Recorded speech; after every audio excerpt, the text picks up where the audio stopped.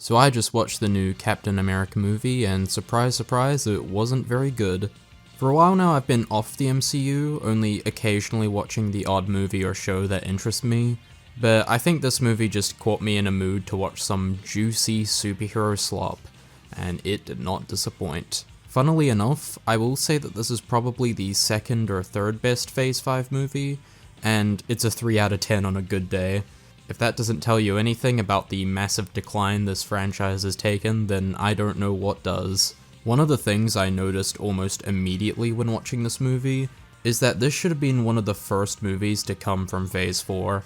It has been nearly 6 years since Avengers Endgame, and only now have we gotten a new Captain America movie. While you could argue that they gave us the Falcon and the Winter Soldier show, I would say that watching it isn't necessary at all when watching this movie.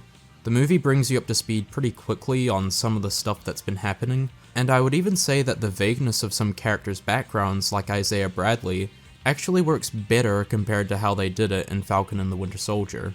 However, there are also moments where Cap 4 will just repeat character arcs or moments from the Falcon show, and act like they are brand new concepts.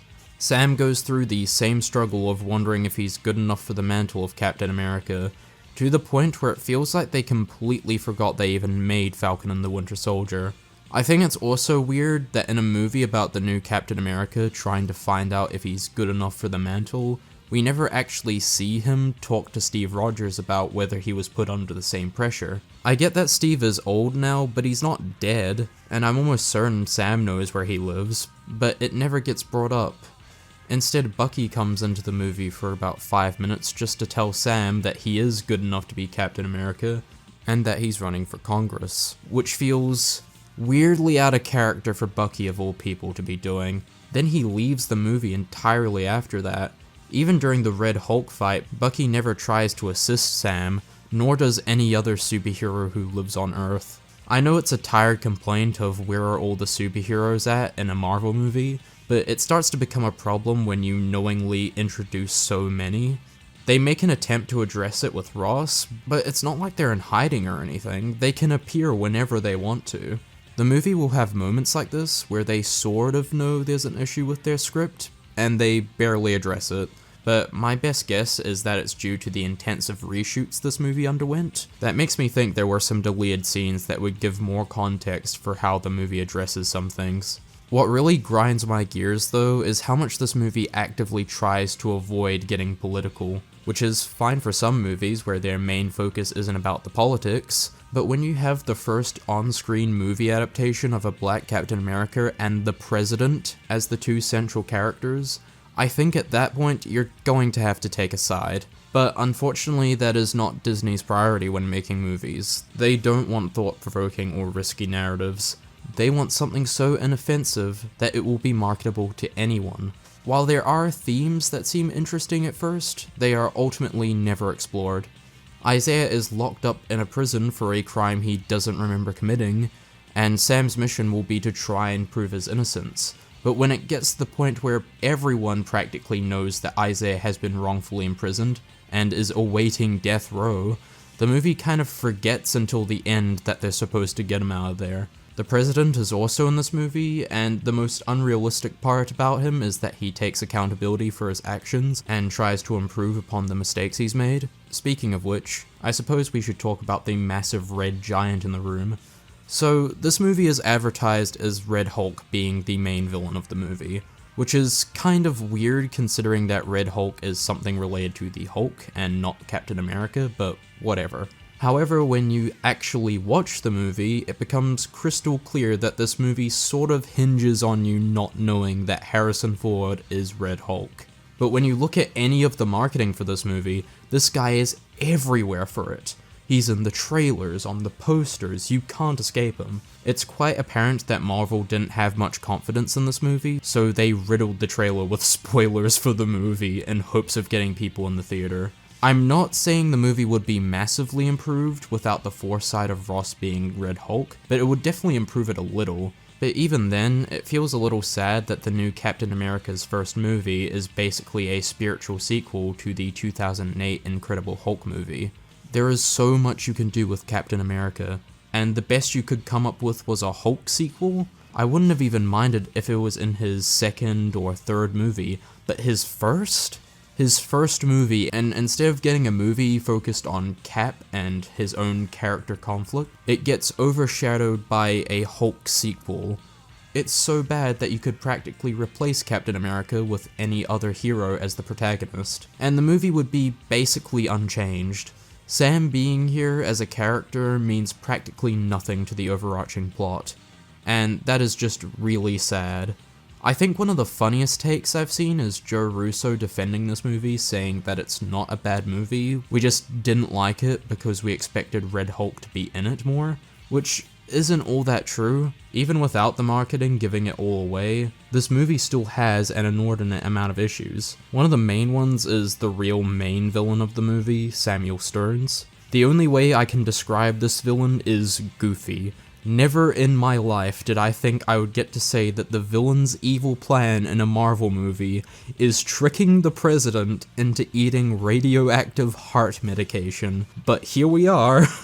This plan is stupid on so many levels, it's not funny. It not only relies on Ross being an idiot for not attempting to get the formula to replicate his medication from Samuel before being elected into office, but it also relies on Samuel being an idiot for thinking this heart medication stunt would even work, considering that this is the president we're talking about. And since he's getting his heart meds from a criminal, he'd probably get an order placed for them to be tested for any kind of poison every time he receives them. I'm aware that Ross is supposed to be keeping Samuel a secret, but that still doesn't mean he can't test the medication. His entire plan hinges on this. When he gets caught for doing this, he doesn't have a backup plan in case Ross gets stopped by all the heroes. He just accepts defeat and says to Cap in the post-credit scene that there are more threats dangerous than him and other worlds that he should be worried about. This is the gazillionth time we've been told this. We know that there are other worlds and other threats more powerful, but it's been years and they still haven't arrived yet. So who cares at this point? Also, I'm not sure if Sam knows if the multiverse exists or not, but he has fought people from other worlds, like Thanos. So he's probably going to assume that the villain is referring to that and not the multiverse. And I'm seriously not kidding when I say that the main threat of this movie just gives up when confronted by Captain America. There's no epic showdown, no ace up his sleeve in case the plan goes to shit. He is just going on a hope and a prayer that this idiotic plan works. And remember, this is the character that the movie wants you to believe is really intelligent. This kind of writing decision is a trap in a lot of media where they try to make their core ability that they are super intelligent, and it almost never works because it requires the ability for the writer themselves to be 400 IQ brainiacs, which they are not. I'm not that intelligent either, not many people are, so when you try writing a crazy intelligent character that is smarter than you are without consulting someone who is that smart, it will most likely backfire on you. I'm not saying that this type of character is impossible to write. There's plenty of media that I love where the characters are extremely intelligent and carry out plans that are beyond impressive. Oh right, I almost forgot. We should talk about the other villain in this movie, Sidewinder. He's seemingly built up in the trailer like Red Hulk is this massive threat to Captain America, but he gets captured within the first hour of the movie.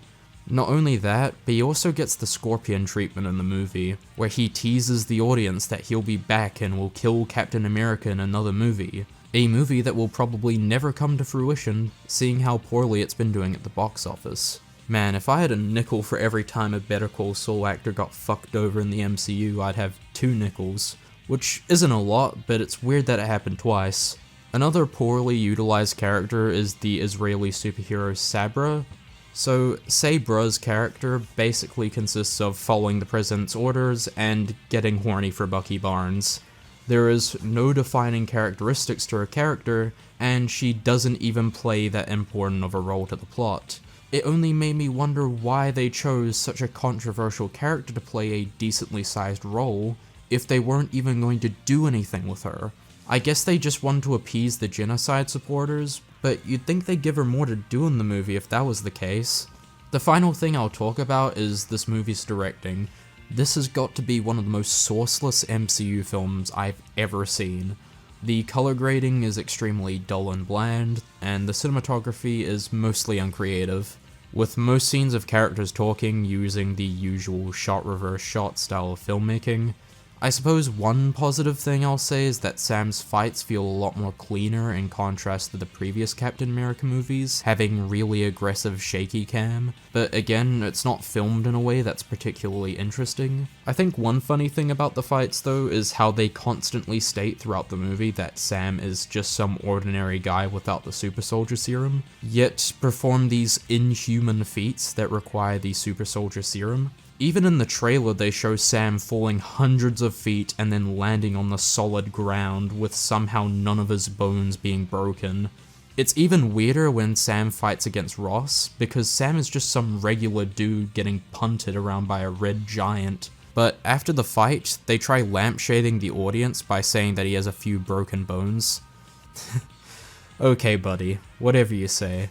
Anyway, I think I've spent quite a generous amount of time talking about this movie. It's not the worst MCU movie of all time, but it isn't even close to being a good movie either. It's a boring and generic movie that I'm probably going to forget about in a couple weeks' time. It's such a nothing movie that I can't even recommend it on the basis that it's so bad it's funny. It's just so bad that it makes you kind of depressed that you even wasted 2 hours watching it to begin with. 3 out of 10. Go watch Invincible instead. Hey guys, thanks for watching the video. If you enjoyed, then maybe consider subscribing and checking out my Discord and my Twitch. I also have a podcast where my friend and I talk about movies and shows in depth if that's something that sounds like it would be of interest to you. All the links are down in the description. Sorry if this was a bit of a shorter video, there are a couple more videos coming soon, so stay tuned for that, and as always, thank you so much for watching, and I'll see you on the next video. Take care y'all. Bye.